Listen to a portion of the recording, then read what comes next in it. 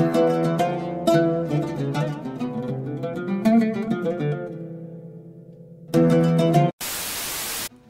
tout le monde, j'espère que vous allez bien. Donc aujourd'hui je vous retrouve dans une 4e vidéo et comme vous pouvez le constater, c'est la première fois que je parle et je trouve ça super gênant. Donc aujourd'hui j'ai décidé de faire une vidéo présentation déjà pour me présenter et aussi pour que vous me connaissiez mieux.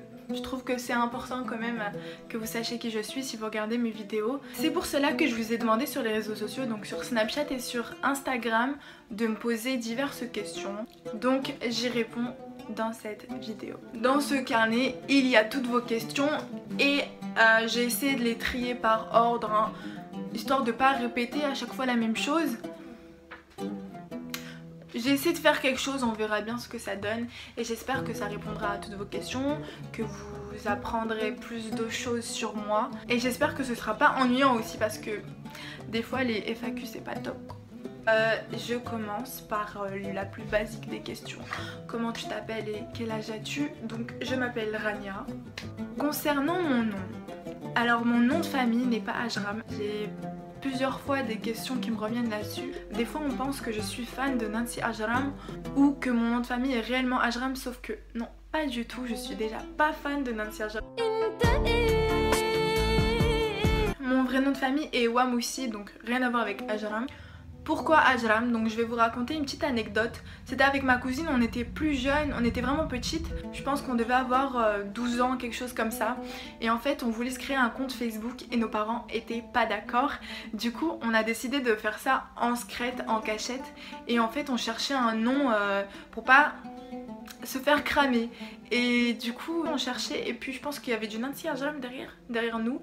Et on s'est dit tiens, Ajram, pourquoi pas? Et depuis c'est là que Rania Ajram est née. Sauf que on va dire que ma cousine m'a abandonnée sur la route. Je me suis retrouvée toute seule avec le nom Ajram. Et depuis je suis restée accrochée à ce nom. Je sais pas pourquoi, je pense que c'est une histoire d'habitude. Je trouve que ça varie bien avec mon prénom, Rania Ajram, ça fait bien Conclusion, mon nom de famille n'est pas Ajram. Ensuite, quel âge as-tu? Alors j'ai 17 ans, je suis une 99. Alors oui, effectivement, plusieurs fois on me dit que je ne fais pas mon âge. Je sais pas pourquoi, peut-être c'est le maquillage. Dans tous les cas, j'ai bientôt 18 ans. Le 2 décembre, n'oubliez pas. Merci. Ensuite, de quelle origine es-tu? Alors je suis d'origine marocaine.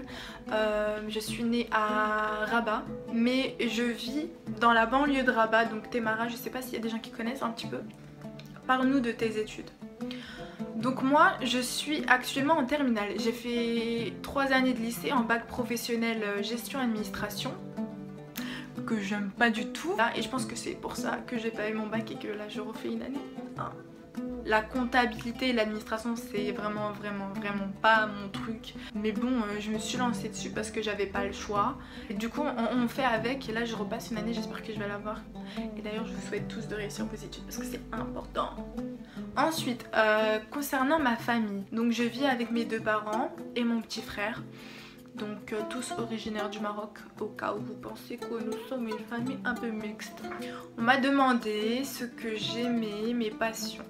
Concernant mes passions, ce que j'aime dans la vie, bon, ça va être assez rapide parce que je pense que c'est un peu compliqué de dire ce qu'on aime. Parce qu'il y a toujours des choses qu'on oublie ou des choses qu'on ne sait pas expliquer peut-être. Donc déjà moi, le maquillage, la mode, tout ça j'adore, franchement c'est waouh, j'adore. Ensuite j'aime beaucoup la musique, plus particulièrement la musique arabe, les chanteurs libanais, égyptiens, même les khalijines et tout ça j'adore. Je pense qu'à mon âge j'ai fait quand même beaucoup de destinations avec mes parents, mais j'aimerais bien par la suite faire des destinations sans mes parents. Désolée maman, désolée baba. Je sais pas pourquoi l'Amérique latine ça m'intéresse vraiment beaucoup. L'Amérique latine ça m'attire énormément, je sais pas pourquoi mais j'ai trop envie de visiter le Brésil, le Mexique, la Colombie, tout ça. Et même l'Afrique subsaharienne, je sais pas pourquoi ça m'attire vraiment beaucoup. J'ai trop envie de faire une semaine dans chaque pays de l'Afrique subsaharienne, histoire de découvrir toutes les différentes cultures, de voir comment les gens vivent. Je trouve que c'est super intéressant. Ensuite, alors on m'a dit quels sont tes goals? J'ai réfléchi longtemps à cette question parce que j'ai pas très bien compris. Ouais. Bref, mon goal je pense que c'est comme tout le monde. Pour moi un goal c'est quelqu'un qui réussit dans la vie, qui rend fier ses parents, qui aime ce qu'il fait parce que c'est très important. Tu peux pas avancer dans la vie en faisant ce que tu n'aimes pas, sinon la vie tu la savoures pas. Franchement c'est ça le goal. Pour moi c'est ça le goal. Ce que je déteste le plus.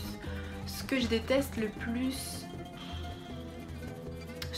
le plus c'est peut-être les personnes qui se sentent supérieures à d'autres. Ce que je veux dire c'est qu'on est tous frères et sœurs, on est tous identiques, on vient tous du même endroit et on partira tous dans le même endroit. Que tu sois telle personne, que tu fais telle chose, ça ne te différencie pas des autres en fait. Je déteste aussi les personnes qui viennent vers toi seulement par intérêt, mais...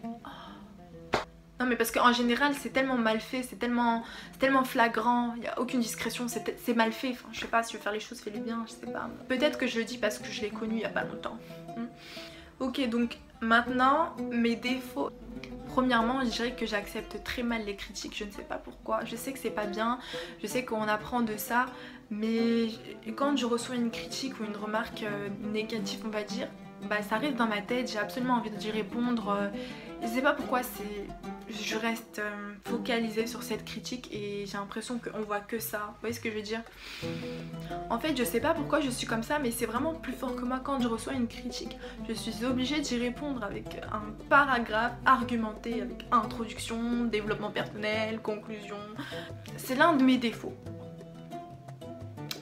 Si je pourrais citer un deuxième défaut, ça serait que je pense que je ne suis pas sociable.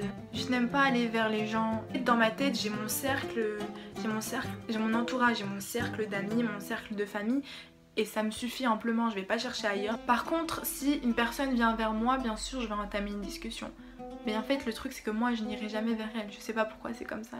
On me fait souvent une remarque, c'est que au premier abord j'ai l'air d'une personne hautaine, voilà, qui fait la belle et tout, alors que je vous jure que archi pas. Mes amis valideront et mon entourage certifiera que j'ai raison. Question suivante. Ok, à quel âge envisages-tu de te marier?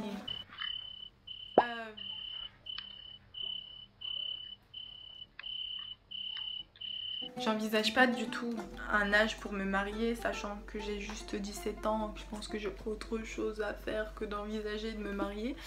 Ça fait pas partie de mes priorités pour l'instant, mais je sais qu'un jour il va bien falloir que j'y pense.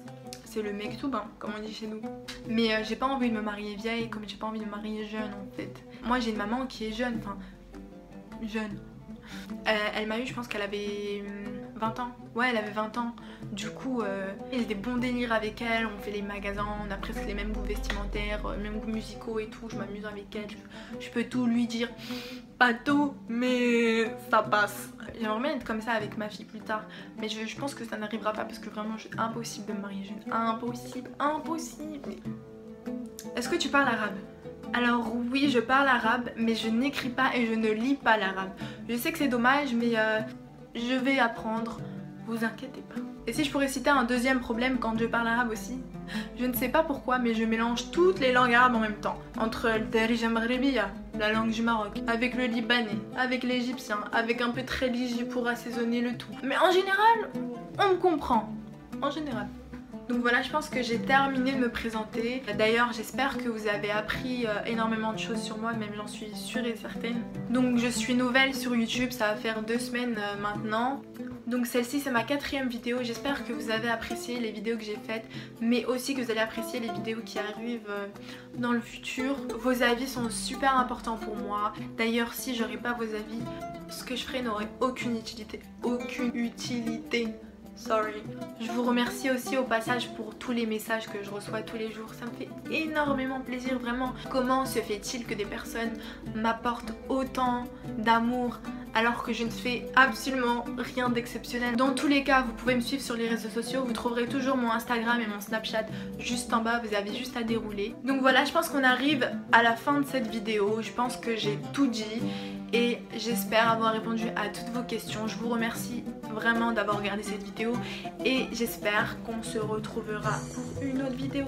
Merci à tous, je vous fais comme ça.